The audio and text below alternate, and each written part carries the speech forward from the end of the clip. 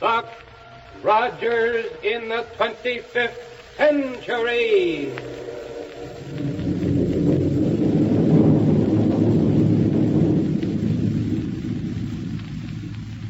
Buck Rogers is on the air, brought to you by the makers of Popsicle, Fudgicle, and Creamsicle, those delicious frozen confections on a stick.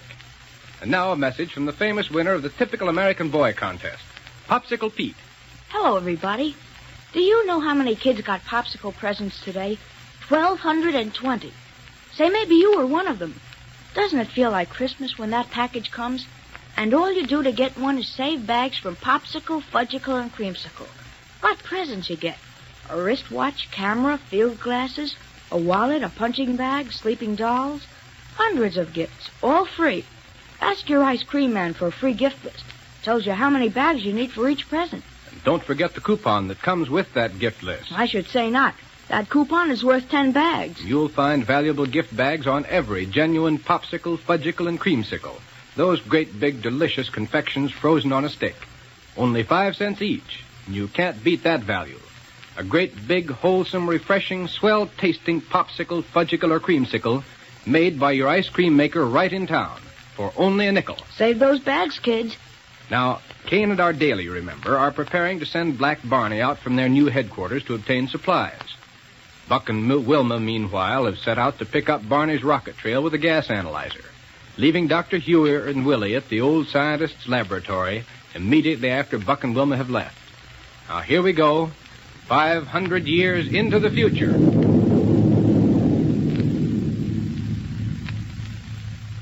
Yes, sir. I certainly hope Captain Rogers and Lieutenant Wilma find Mr. Barney now. They should, Willie. They not only have a gas analyzer aboard their speed cruiser, with which they can pick up his rocket trail, but a gyrocosmic relativator as well. That gyrocosmic thing is what made him go so fast when they took off, isn't it? Yes, sir. They attained their maximum cruising speed immediately, without any loss of time for pickup. Boy, that's some invention. Well, it's worked out even better than I expected. But how are you feeling now, Willie? Well, I'm feeling fine now, Dr. Hewer. Only, I'm afraid I couldn't walk very well, though. You certainly had a bad crack up in that rocket roadster. I know it. Well, the ambulance from the medical center will be here in a few minutes, and... Willie. Yes, sir? I have an idea. And I believe it's one that'll throw Kane and Ardalia completely off their guard. Well, what is your idea, Dr. Hewer? If that pair are as clever as I think they are, they'll be on the lookout for any radio messages that'll indicate we're searching for them. Oh, sure they will. Furthermore, they're probably very much interested in knowing whether you got here all right with that message to Buck. Oh, sure they are, Doctor. Only I don't That's see... exactly why my little plan should work. I'll get in touch with Central Radio Bureau immediately. Oh, I see. And have them send out a call for Mr. Barney. No, Willie. We mustn't let it be known that Barney's missing, unless it becomes absolutely necessary. After all, you know, he's Prime Minister of Mars, and he's a pretty important person. Sure he is, Doctor. He's very important. That's why Killer Kane wanted to get hold of him. Yes. Now, you wait. I'll put through this call. That'll give Buck and Wilma some help in locating Barney. Calling Central Radio Bureau. This is Dr. Hewer calling Central Radio Bureau. What happened to Miss Ardalia, huh? She's in a little room off this laboratory, Barney, trying to dry out the radio you brought in from the rocket plane. Oh, on account of I got it wet coming through the falls that hides the door to this place, huh? That's right. Don't worry about her. Well, I wasn't. But there's another radio on the ship, you know. I only brought in a portable one. And as soon as it's dried out, it'll be all we need. Well, now, listen, Kate. Well? Me and you and all the rest of us know that the only reason I'm willing to work for you is because you put me under the cycle description rate. So? Well, it's all right. And I'm going to stick with you and all that sort of stuff. So you don't need to worry about nothing. But listen. Yes? Didn't you say something about me going out to pick up a lot of supplies and stuff for us? You're right.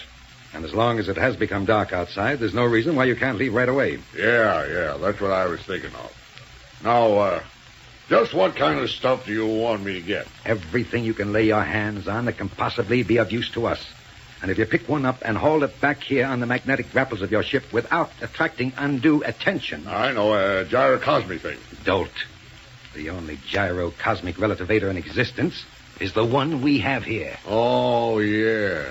Now, Barney, We need a fast, well-armed fighting cruiser. Okay, I'll get it. Disintegrators, rocket pistols and guns, non-recoil energy projectors, a thermic radiation projector if you can find one. Well, that sends out a heat ray, don't it? That's right. Yeah. A paralysis ray. Get anything that you can lay your hands on. Now, in order to successfully carry through our campaign against Rogers, we've got to have enough equipment to stand off a space army. Well, just you leave it to me, and I'll get plenty of stuff. Well, see that you do. But do I have to do it all at night? Yes. At least until we find out more about what Rogers and his friends are doing toward finding you. But I thought you thought nobody'd know I was gone outside of Niagara. Until we know that definitely, you'd best make your raids at night and on small cities. And take only a little from each one. Okay. And above all, don't stop anywhere near Niagara. And probably the best place for you to begin is out west of here. Avoid any rocket ships you may see along the way, too. Yeah, Kane, I'll do that. And all at night. Absolutely. Unless, Unless what? It might be a good plan for you to stop in, say, the small Midwestern towns in broad daylight. Huh? In spite of the fact you're the Martian Prime Minister. Yeah. You're well enough known down here on Earth to walk into a small town and get most anything you want, just for the asking. Provided, of course, the people would have no reason to suspect you're working for me. Yeah, but for the time being, I think I better get the stuff on the sly like you said at first. Yes, I guess so. Now, let's get out to the ship so you can take off. Okay, Chief. You got a force ray so as to push away the waterfall that's outside the door, huh? Yeah, right here. Come along. Yeah. Well, that water certainly covers up the entrance of our headquarters, don't it? Perfectly. Now be ready to jump through it when I turn on this force ray. All ready? Okay. Come on. All right. Yes, sir. Anybody could come down here in Smitty's old headquarters and poke around, and hey, they'd never know there was a laboratory back there. Well, let's go on through this corridor and up to the ground level of the ship. Yeah. You left a passage through the pile of dirt covering the ship so we can get through it, didn't you? Sure. Don't you see her there? Good. Then you can get aboard and take off right away. Get in, Bonnie. Okay, Chief. And remember, carefully avoid any ships you may spot flying around. If anything happens to you to cramp your act, or if anybody becomes suspicious of what you're doing, you ought to forget that you ever saw me or know where I am. Chief, you ain't got a thing to worry about. Just you leave everything to me. I got it all organized out as to what I'm going to do, and I'll be back in a few hours with all the weapons and stuff you could want. Fine. Hey, see? Now, first thing I'll do is turn on this here now radio in here. And keep it on all the time you're in the air. Yeah. All right, Bonnie. Radio Bureau, Close your metal door Niagara. and... General call from Central Radio Bureau. Listen. Yeah, I wonder what it is. All stations are ordered to be on the lookout for Willie, well-known protege of Black Barney, Prime Minister of Mars. Hey! Quiet. The only clue as to his whereabouts is a small piece of his flying jacket found beside a badly wrecked air roadster in a lonely field, northeast of Niagara. Perfect. All available citizens are urged to aid in the search for Willie. That is all. Bonnie, that's exactly what I wanted to know. You mean that Willie didn't get there to deliver the note to Captain Rogers? No. It shows that because of your position as Prime Minister of Mars, they don't dare broadcast word of your disappearance. Oh. Yeah, we've nothing to fear. Now keep clear of Niagara, and you can work in broad daylight. Do anything you want. Yes, sir. So go to it, Bonnie. The field is yours. Oh, and be sure you keep the rocket dampener hooked in to change your ship's rocket trail. Okay, Chief. Here I go.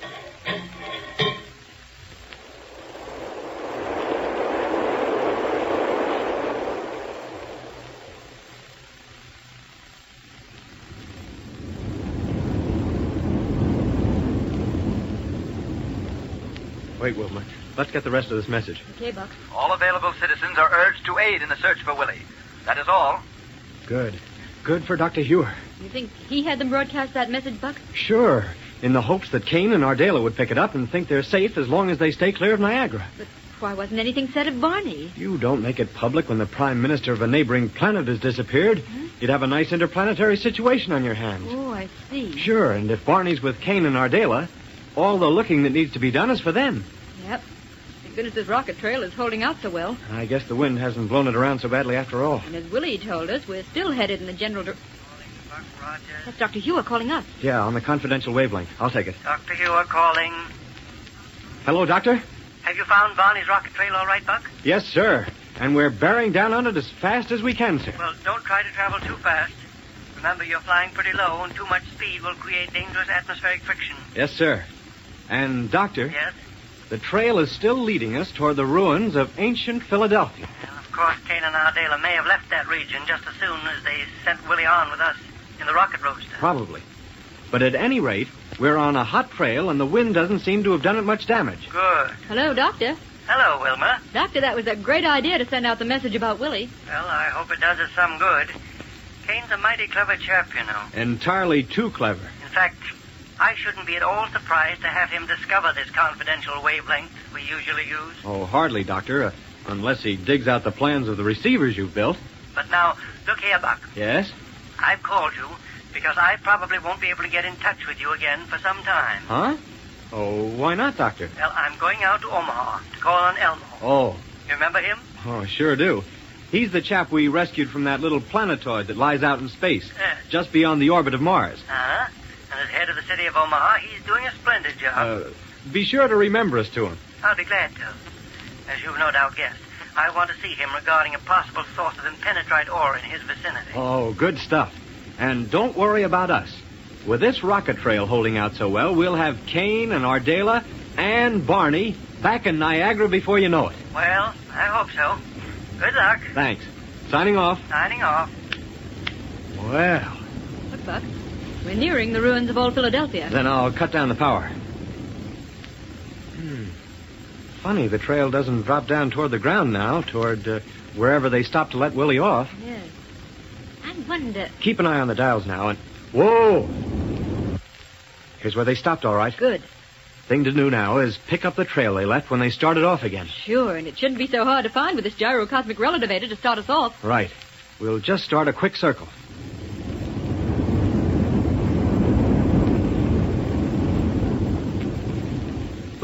Look on the gas analyzer dial. Yep, we're on it all right. Yes, sir, and this is the trail that'll lead us straight to Killer Kane and Ardela, or my name is...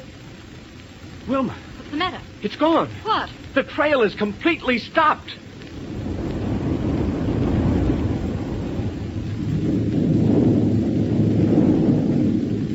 Yes, the trail is gone.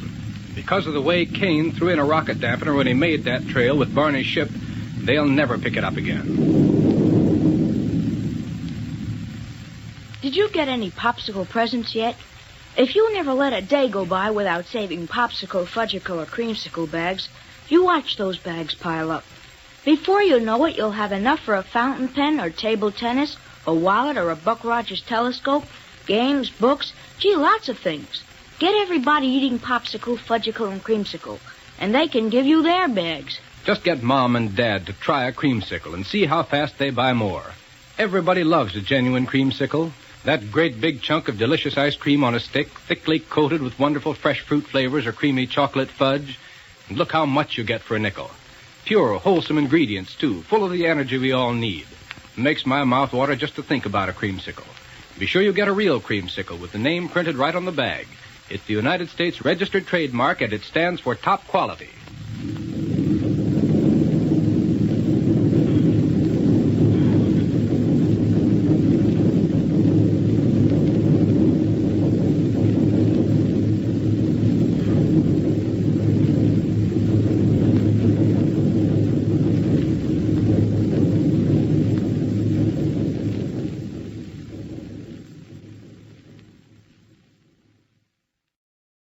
Buck Rogers in the 25th century.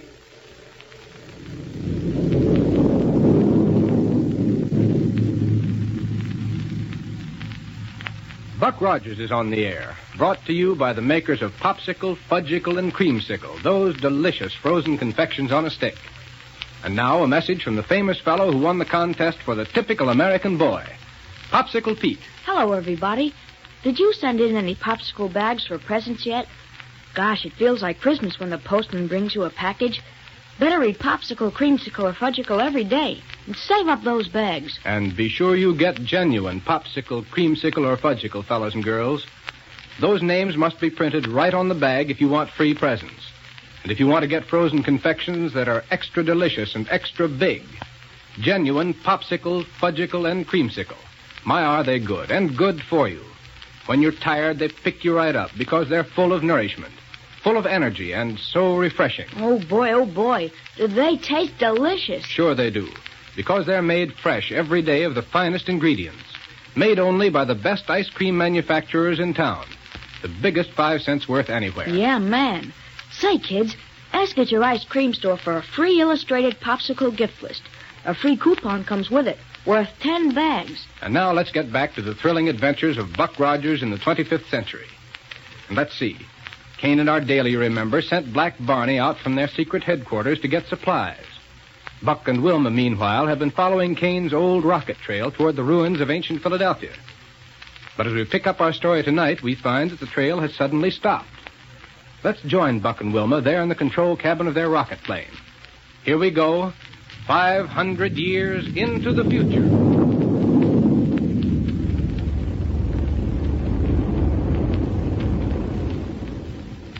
Yes, sir, Wilma, the trail has dropped right off. But, Buck, if Kane turned off the power completely, his ship would drop down and crack up. Not if he used plenty of inertron lifting power. Yes, and it's an old trick of his to zigzag and coast in order to hide his rocket trail. What are we going to do? Cruise around in circles, I guess, until we pick up the trail where it starts again. Better take it easy, then. In this darkness, he might be only a couple of miles away from us, and we wouldn't be able to see him. Unless we spotted the flames from his rocket tubes. Yes, that's true. I'll start swinging us around, and I'll keep an eye on the gas analyzer dials while you keep a sharp eye ahead. Okay, shoot. And hang on, because I'm going to fly in a tight circle. Shoot. Gas analyzer say anything yet? Well, the direction needle gives a little hop now and then, but it's only from traces of old rocket gas that may have been left by most any ship anytime. Well, when we do pick up Kane's trail again, we can be sure it'll be plenty strong. And so fresh we can't miss it. Only thing that can keep us from finding it is a cyclone. This slow circling around takes so much time, though. Yeah, and lets Kane get farther and farther away from us. Just what I would... Huh? It's a rocket trail, Wilma. Heading almost due west. Kane. Must be. Watch the analyzer dials turn up to... What's the matter, Buck? Say, didn't that ship Kane took give us readings of 7, 26, and 1.9? That's right. But look, the dials say 122, 13, and 4. Sounds like the exhaust from a ship that carries a rocket dampener. Yes, sir. Was there one of them aboard when Barney and Willie first took off in it? I doubt it, Buck. Just before it was lined up for the test flight, Dr. Hewer had every bit of unnecessary equipment taken off. You sure? Quite sure. Well, let's call Dr. Hewer by radio and check on it. Okay. But say, didn't Dr. Hewer say he was going out to Omaha to look over the impenetrite situation? Yeah, but surely he hasn't got started out there yet. Go ahead and call him while I keep us circling around in the hope of picking up another rocket trail. Right. Better use the confidential wavelength, too. Got it. Calling B121. Calling B121. This dampened rocket trail is a strong one, though, Wilma. Wilma Deering, calling B121. And whoever made it must have been traveling pretty fast, because there's so much of it. Makes a real impression on the dial readings. Calling B121. Of course, Buck. Yeah? Most any commercial ship might have made that trail. But why would a commercial ship use a dampener? Yes, that's true. Calling B121. You better try Central Radio Bureau. If the doctor had taken his confidential wave receiver to Omaha with him, well, he'd have answered before this. I guess so. And if Central Radio aren't able to connect you with him, they should at least be able to get a message through to him. I'll try them. You know, as I want them to know why I'm calling the doctor, though. Oh, don't worry about that. They've handled more confidential messages and handled them well than you could shake a stick at. Okay. Calling Central Radio Bureau. Doggone it, I'd certainly like to know about this dampened Central rocket Radio, trail. Davidson speaking. This is Lieutenant Wilma Deering. Oh, yes, Lieutenant. I've been trying to reach Dr. Hewer, but haven't had much luck. Do you know where he is? Why, he's on his way out to the city of Omaha, Lieutenant. Oh, already? Yes, to consult with Elmo, the head of that city. Regarding a possible source of impenetrite, I believe. Well, have you any idea how soon he'll arrive there? Yes, about 6 or 7 minutes, I should judge. Uh-huh. Is what you have to say to him of a confidential nature? Why, yes. Why? Well, then, I'd suggest you wait a few minutes and call on a wavelength of 8.3 centimeters. Uh-huh. Yes, that'll get your call directly to Elmo's office without danger of interception. Well, thank you very much. I'll do it. Signing off. Signing off. You hear that, Buck? Yeah. Give the doctor time to get there and then call him. Right. Meantime, we'll just keep circling around and hope and pray the gas analyzer will pick up the trail we want.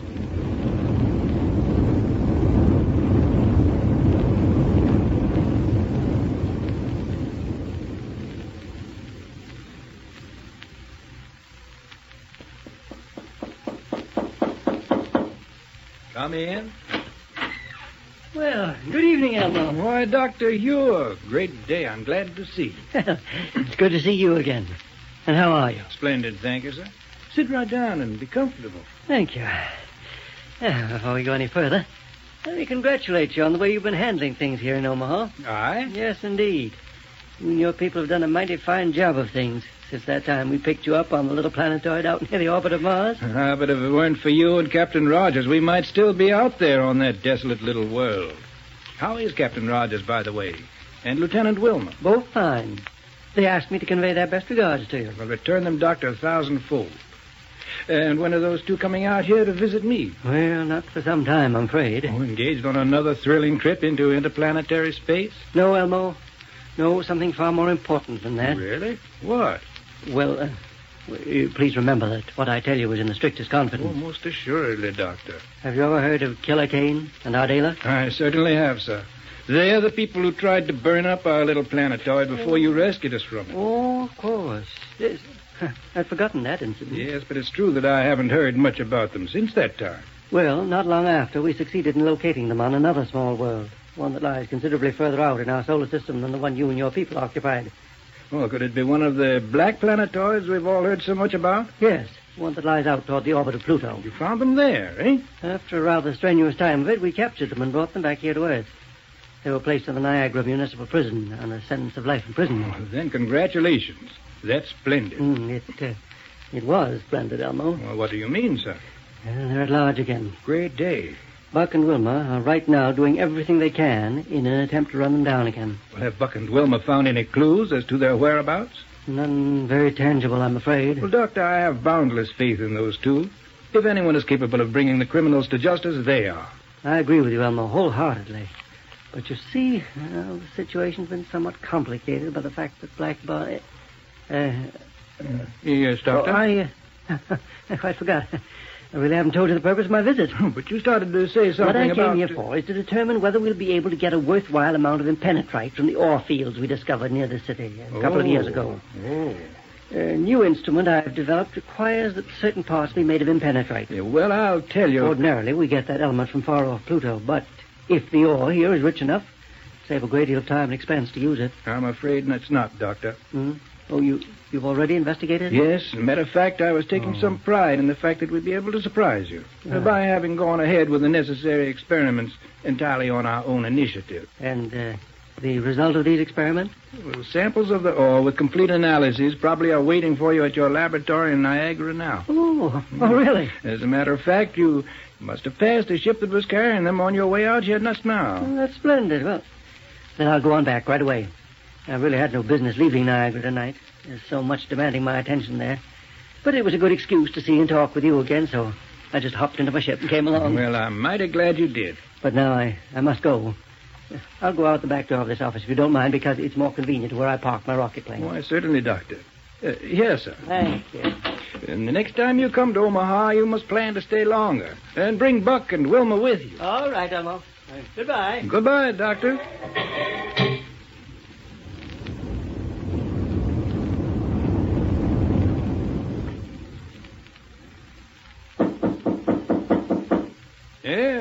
Yes? Oh, hello there, Elmo. Oh, Black Barney. Yeah. Surprised to see me? Oh, yes. Too bad you couldn't have arrived a moment ago. Huh? Well, Dr. Ure just left. What was he doing here? Well, really more of a visit than anything else. At least it turned out that way. Oh. What can I do for you, my friend? Well, Elmo, I'm on what you might sort of call official business. Yeah. Maybe you don't know it, but Killer Kane and Ardela, yes, you know... I know. Dr. Ure just told me about them. Oh, he did? Yes. Well, Did he tell you I'm out looking for him? No, I don't think so. Well, I am, see? And I gotta have a lot of equipment and stuff. Can you give me it? Well, I'd be glad to. Okay. I got a ship parked out front so as we can start loading the stuff and things onto it right away. Your men can pick out my ship on account of it has a rocket dampener onto it. Well, yes, of course. Now, first I gotta have a battle cruiser and a long-range atomic disintegrator, paralysis rays and rocket guns, and a lot of other stuff.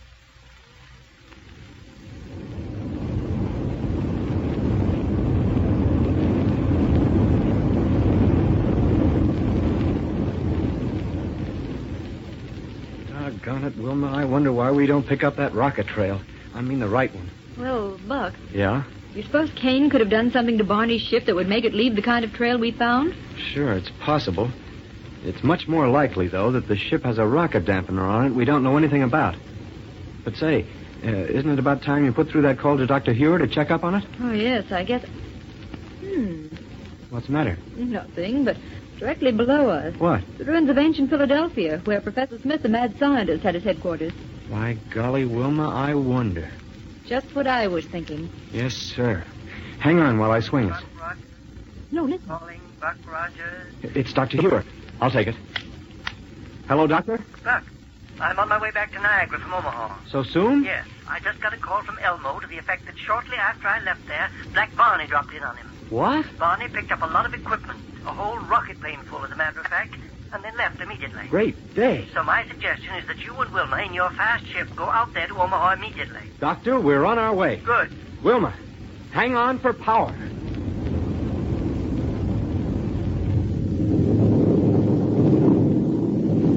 Well, chasing out there after Barney really getting somewhere. But I'm certainly sorry that it didn't stop and investigate the old headquarters of Professor Smith. Gee, some excitement. Do I feel warm? Wish I had a great big frozen fudgicle. Say, can you imagine anything better than that creamy chocolate fudge frozen ice cold on a stick? Well, I can't. And fellas and girls, what's the best, purest, biggest nickel's worth you can get? Right, a fudgicle. Delicious and full of healthful energy. Yes, a genuine fudgicle is as rich in milk solids as a glass of milk. Swell to eat, easy to digest, and made fresh every day. Don't forget to save bags from Fudgicle, Popsicle, and Creamsicle for those wonderful free prizes. Cameras, dolls, sweatshirts, and just lots of other things. Listen, kids. Be sure to get your free Popsicle gift list at your ice cream store. Don't take no for an answer. Buck and Wilma's picture's on it, too.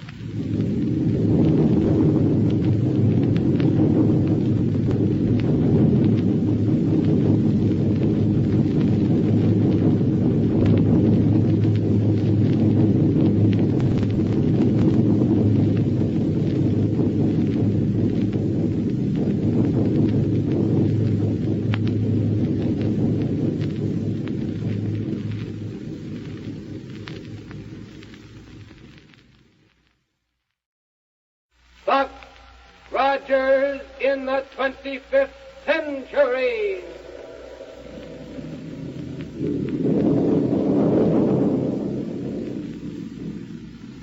Buck Rogers is on the air, brought to you by the makers of Popsicle, Fudgicle, and Creamsicle, those delicious frozen confections on a stick. And now a message from the famous winner of the typical American boy contest, Popsicle Pete. Hello, everybody. Listen. Did you hear that? I just hit the bullseye of my target set. Gee, that's some target set. It's one of the Popsicle presents. You can get it free. And all you do is say bags from Popsicle, Fudgicle, and Creamsicle. Yes, you can get hundreds of gifts, wonderful gifts, too, for those bags. Things like Pete's target set, a wristwatch, a movie camera, skates, and a fountain pen, dolls, musical instruments. Better start saving right away. Those bags are as good as money. You'll find them wrapped around each genuine Popsicle, Fudgicle, and Creamsicle. And boy, will you love those great, big, swell-tasting frozen confections on a handy stick. Get one every day at your ice cream store. The biggest nickel's worth you ever saw. And wholesome, too. They couldn't be more pure if Mother made them. Made by a fine local ice cream manufacturer. And say, don't forget to get a free Popsicle gift list at your ice cream store. If they have none, tell Tell them to get some from their ice cream manufacturers. There's a free coupon on it worth 10 bags for gifts. Now, in our last episode, you remember, Dr. Hewer learned that Black Barney had visited Elmo in the 25th century city of Omaha and departed with a rocket plane loaded with equipment. So the good doctor flashed word of it to Buck and Wilma, who are now flying toward Omaha at top speed. Let's join them by turning the dial that'll project us ahead in time. All ready? Then here we go, 500 years into the future.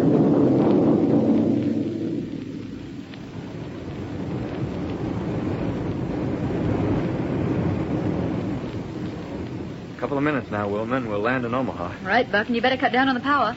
I can see the big municipal building dead ahead. That's the place we're going to land. Good. I hope Elmo knows where Barney went after he left him. So do I.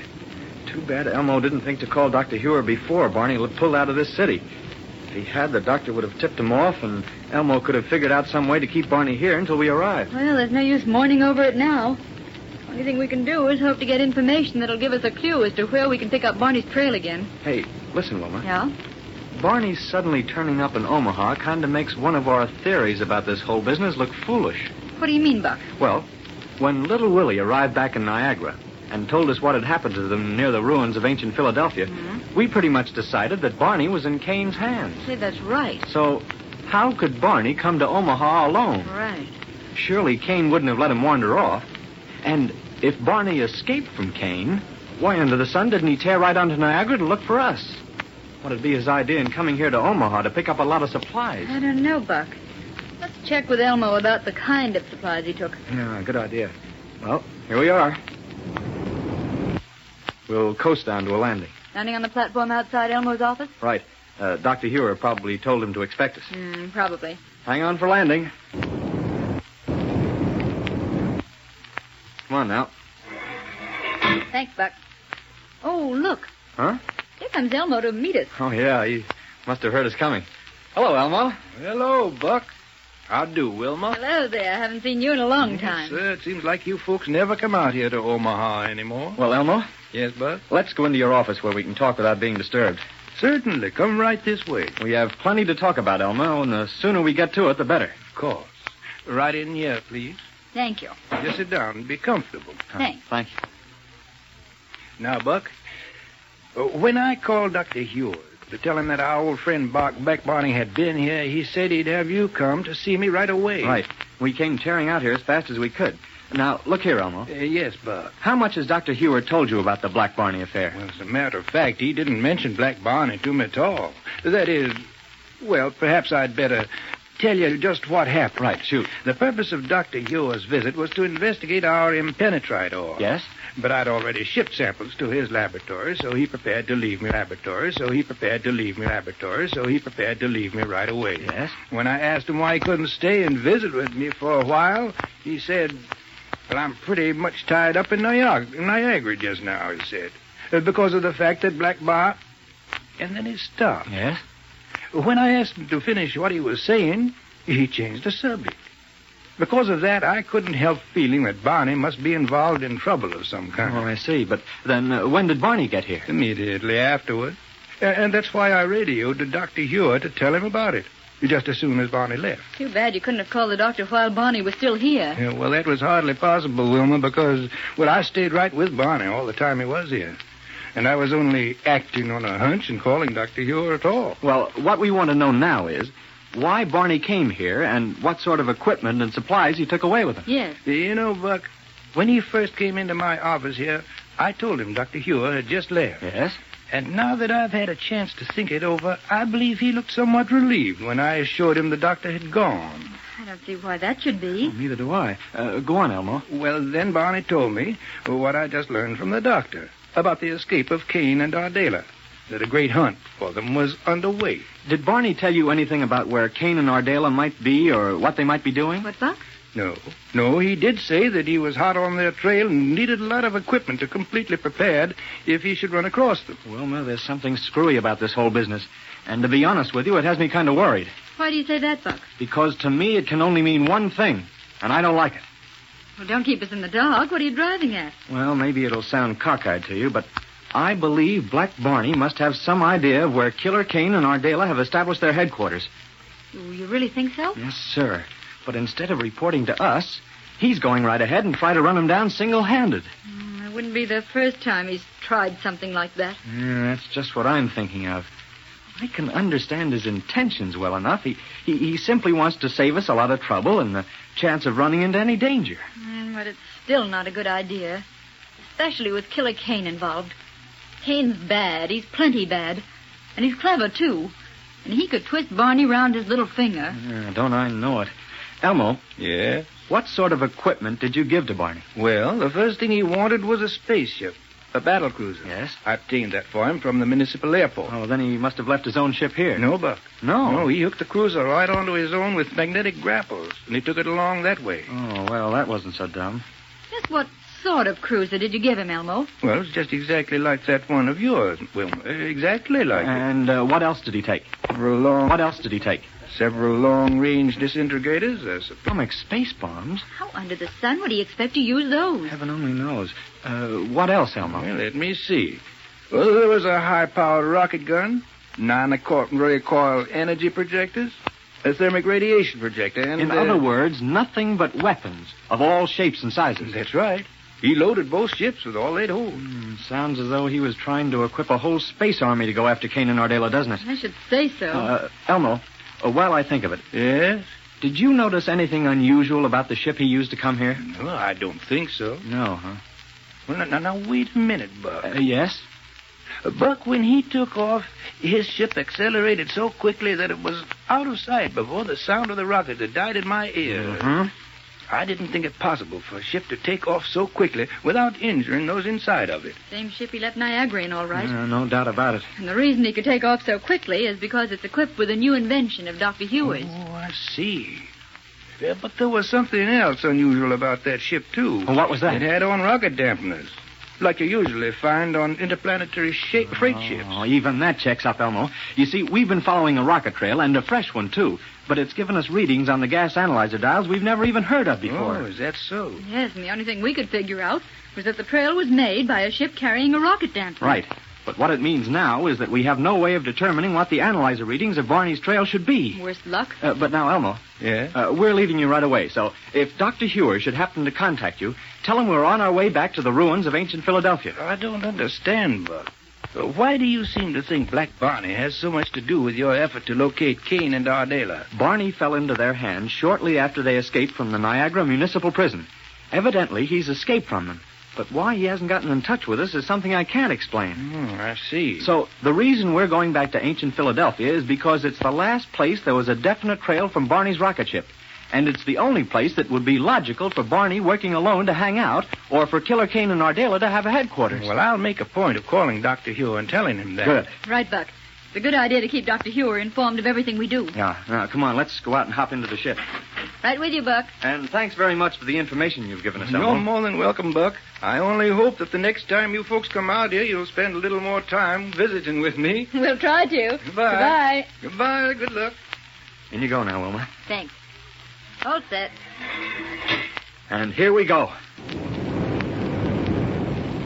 Boy, the gyrocosmic relativator on this ship certainly makes for a fast takeoff. Certainly does. But now, Buck. Yeah? We've already decided why poor old Barney might want to try to run down Kane and Ardela alone. Sure, to save other people a lot of trouble and all that sort of thing. Yeah. But why under the sun would he want to get hold of all that equipment? All those weapons and rays and that battle cruiser? Beyond me, Wilma. And I'm afraid we won't know until we find out where Barney is.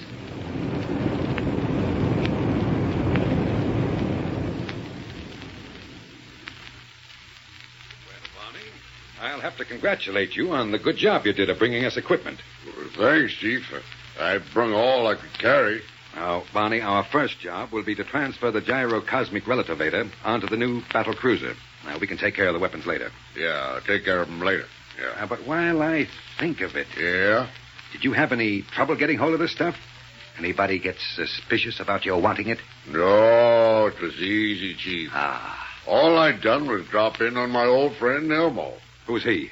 Well, used to live on a little plasteroid out near Mars. You mean the planetoid called us? Yeah, that's the one. It's just a little plasteroid. Planetoid.